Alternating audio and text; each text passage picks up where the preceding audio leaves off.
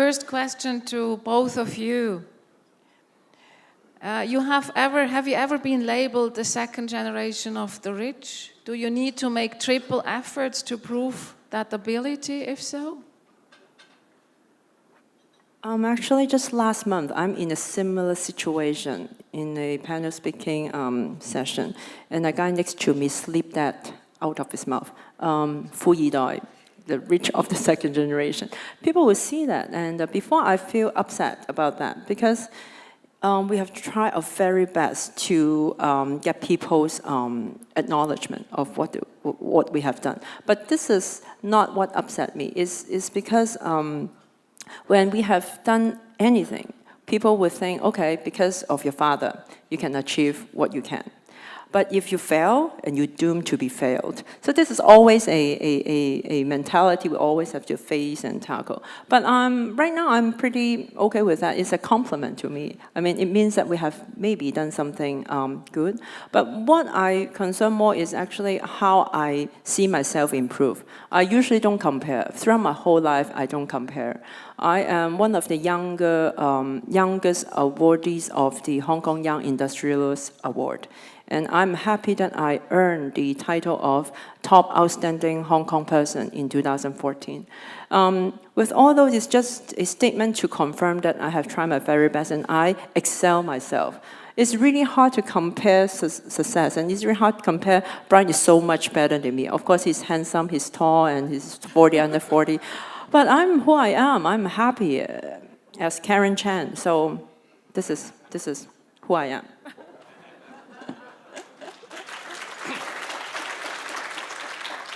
I think when you're in trouble, right? So you always look for a mentor, and I look to Spider-Man. And the famous quote from Spider-Man is, "With greatest power, you come greater responsibility." So, with that mindset, basically, I accept who I am. Yes, I came from a very good family, and my father started the business, and for me, that's fine. And whatever label people put on you, I don't think it really matters. But more important, you're honest to yourself. And when you are outward facing with people, you're authentic. Being real, knowing who you are, accepting who you are, and then see how you can improve the situation. I think in my experience, when I started the China business, it was tough, right? Standing in a convention set for 5 days, selling, talking about the company by myself. Lonely, I've been through that road. So that gives me more grit in facing these challenges. So I don't think it's a bad label.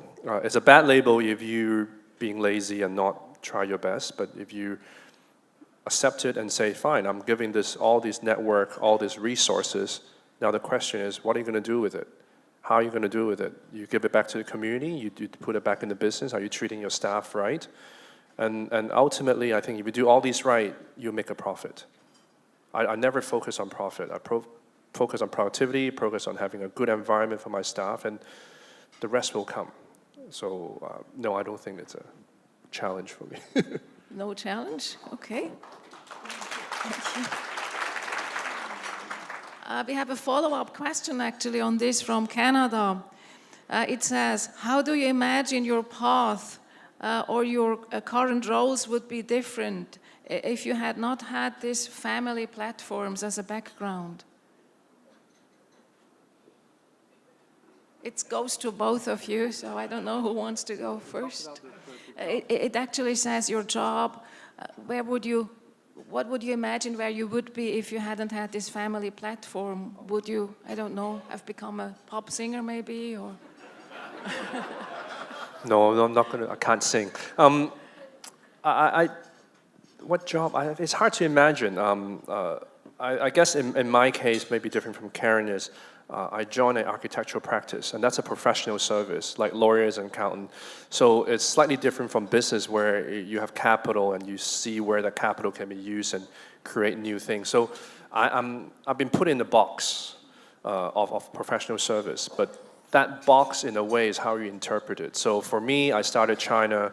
I created a new interior design company. We used to just do residential. I broadened the project experience to include cultural facilities, infrastructural work. So I think you can always expand your portfolio. So I guess in terms of job title, I had probably about 15 different job titles or different job roles over the years, from the junior position, being the marketing, being the vice chairman, running all the corporate services. So I think regardless I'm with this company or I work for another company, it's how you motivate yourself, how you identify opportunities, and how you give back to the company, and then see where that leads you. I think life is interesting in the sense that you never know what opportunity will present, but if you do your hard work, then if the opportunity presents, then you can take advantage of it. My story is like this, because for most of the friends who know me, they don't know about my background when I was young, only until I worked for my father. When I was for example, I studied in Seattle, Washington. I was elected as the Hong Kong Student Association president. And I worked very hard, I studied very hard at NYU. I'm the Dean's List for 2 years. I studied in Chinese University, master degree. I graduated, #1 in class for 2 years in a row. I think we all, second generation, we work very hard without my father background. I think it's just about you have to excel yourself. But I'm so blessed and I'm so happy to be the daughter of my father. I mean, he's my idol, he's my hero, and I look up to him because he started from nothing, from no background. And this is the spirit that he passed on to me. I couldn't imagine I can be a different person, because I have his blood. Even though I don't talk to him that often, but everyone said that I'm actually the same as him, the whole thing, the whole style. But I'm so blessed to have my father. But I never tell my friends' background until I work for the company, and people know. I like to be me, as I said. I like to excel, and I like to do things that can compensate my father. With his platform, it's really good. Sometimes it can be a hurdle, too. As I just shared before, whatever we did, because whatever we can succeed is because of our father. But also have that, I just share with some of my guests on the same table. We have the largest television station in Hong Kong, TVB. I think I'm working for TVB. We pay so peanuts, okay, working for the family business. But we learn so much.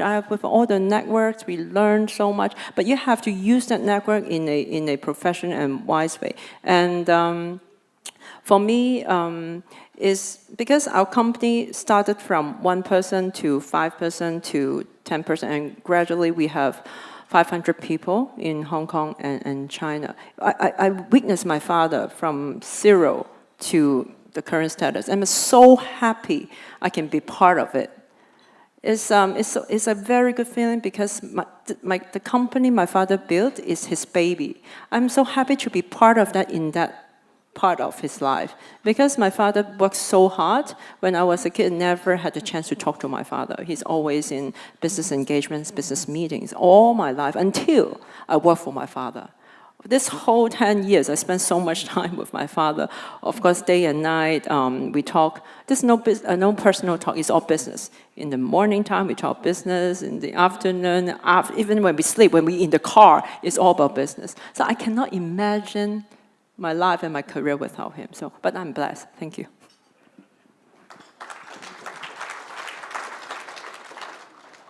Thank you. You touched on management philosophies. What do you think are the differences between the management philosophies of your fathers and the past generation and your philosophies now? And what do you think will you pass on to the next generation?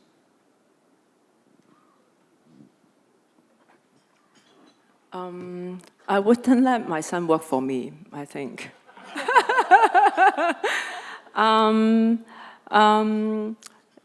What's the question again?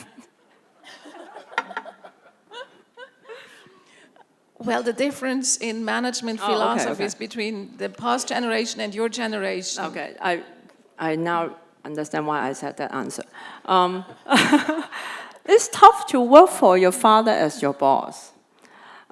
He is very traditional Chinese. He studied in Hong Kong. He finished secondary school, and then he goes straight to the job market, and he started his own business as a great entrepreneur.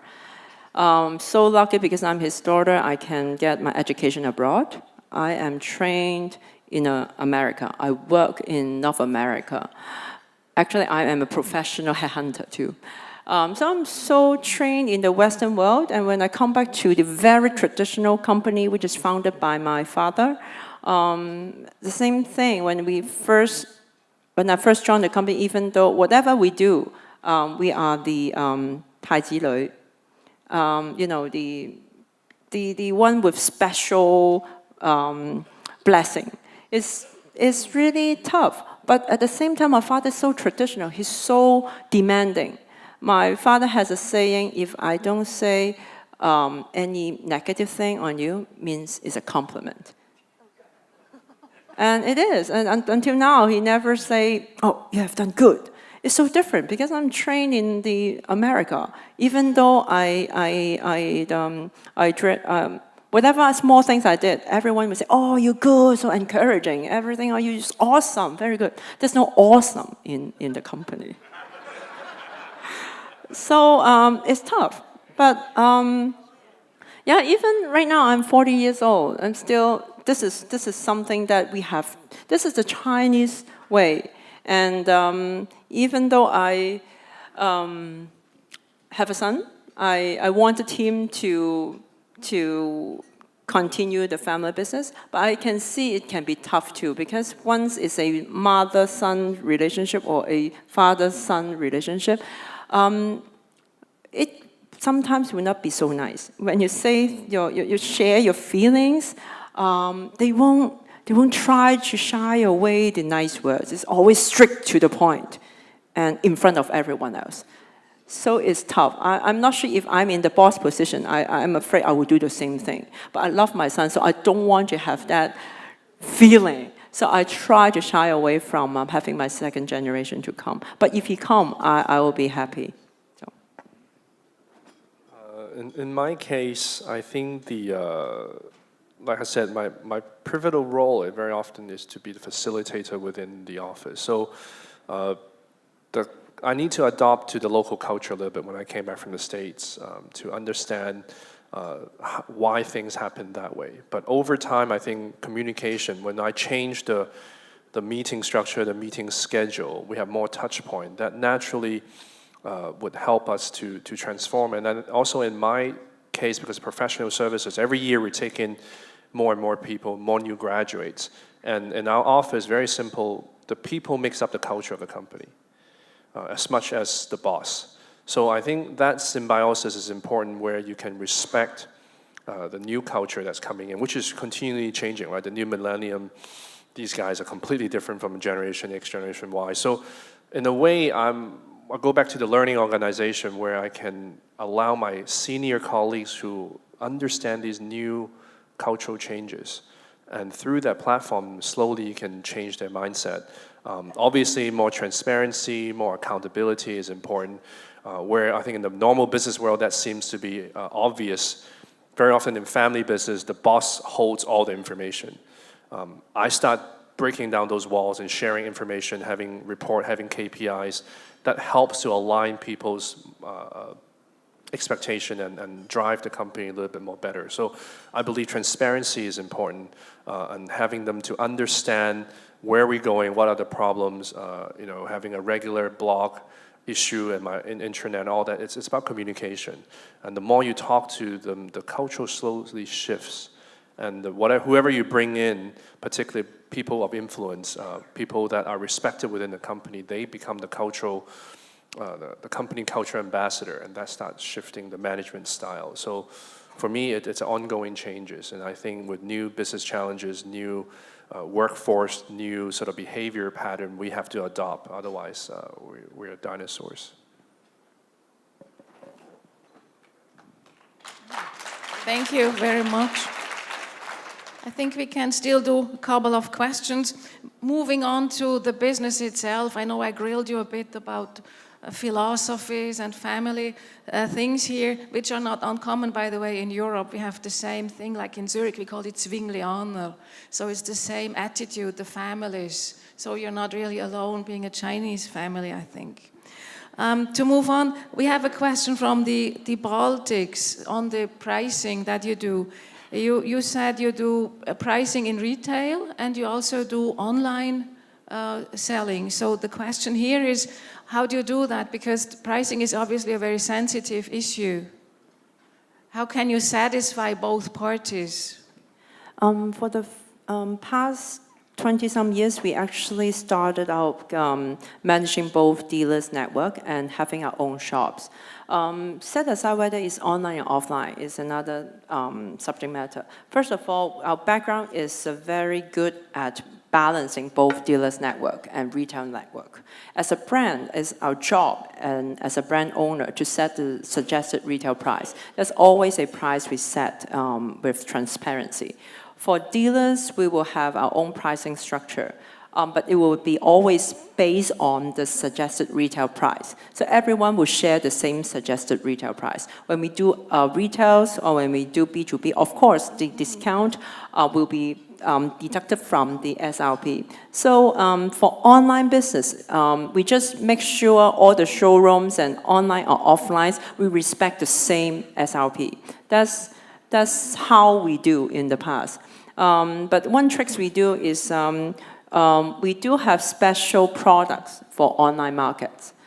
That will be, we have a special design or made products only for that market, which won't be seen on offline. So this is how we balance B2B channels and retail channels. And for retail, even for showroom or for online, is respecting the same price system. Okay, thank you very much. A short and last question to Bryant. You've been very devoted to promote sustainability and green architectures. What are the new challenges and opportunities there?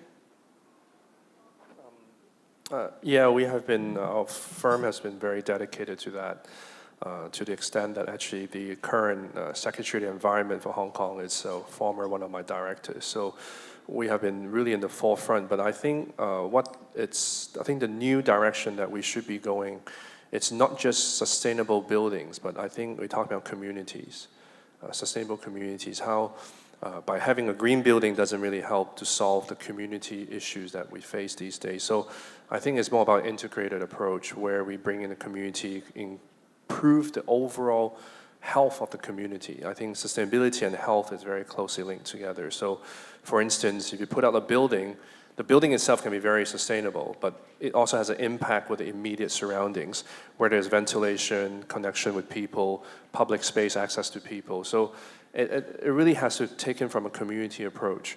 So I think that's where the future is going. And then obviously the other mega trend that we all have to accept is the aging population, which is coming very quickly. So I think there's a huge potential business opportunity there. But how we tackle that issues, I think that's something for our generation to solve. Yeah. Thank you very much. Many issues for your generation to solve. I wish you all the very best success and luck. And please join me in a big applause for our guest speakers. Thank you very much.